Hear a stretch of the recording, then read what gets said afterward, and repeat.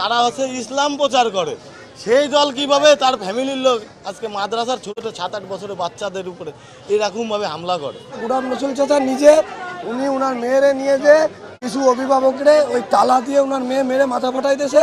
হুজুরে গালাগালি মারতে গেছে, হুজুরের সাইকেল ধরে টানাটানি, এক পর্যায়ে হুজুর সাইকেল ফেলাই দিয়ে মাদ্রাসায় ঢুকে গেছে। উনি এখানে বসে নাটক করে কেন্দ্রে কেটে পুলিশরে ফোন দিয়েছে, দিয়ে কাছে উনারে নাকি হুজুর মেরেছে।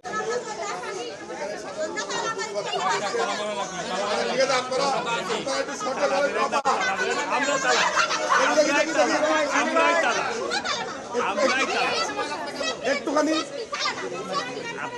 একটু শর্টে বলেন তো কি হয়েছে ঘটনাটা।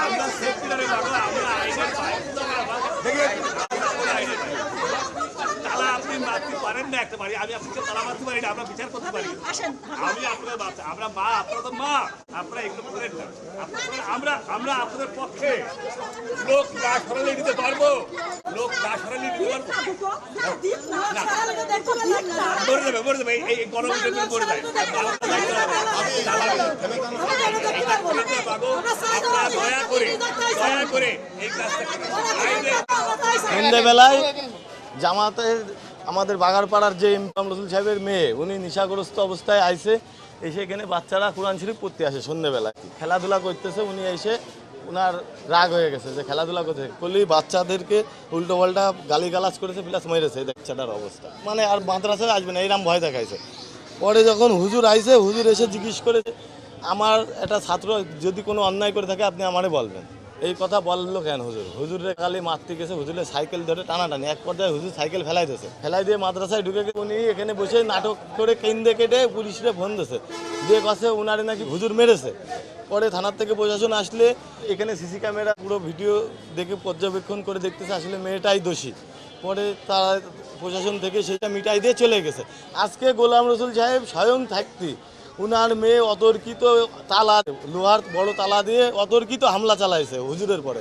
আমার বড় ভাবি তার মাইরে মাথা ফাটাই দিয়েছে, 3টে সেলাই পড়েছে। তারা হচ্ছে ইসলাম প্রচার করে, সেই দল কিভাবে তার ফ্যামিলির লোক আজকে মাদ্রাসার ছোট 7-8 বছরের বাচ্চাদের উপরে এরকম ভাবে হামলা করে। উপর থেকে আপনার এখানে গরম পানি মারে বাচ্চাকে, ছেলেবেলে এর আগেও আমার ছেলেরে মেরেছে বুঝলেন।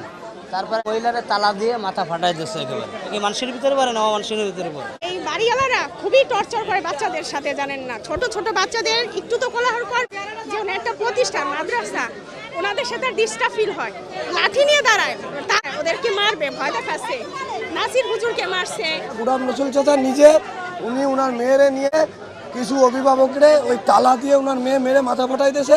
এখন প্রায় মাদ্রাসায় 250-300 ছাত্র আছে। পরে বাগদান্ত হয় এবং আমার মেয়েকে তারা মারে। ওরা আজকে বুঝিয়েছি এবং অতি দ্রুত এই বিষয়টা মীমাংসিত হবে আশা করছি। না, পরিস্থিতি স্বাভাবিক আছে, পরিস্থিতি নিয়ন্ত্রণে আছে। আইনগত ব্যবস্থা আমরা যদি কোনো কমপ্লেইন পাই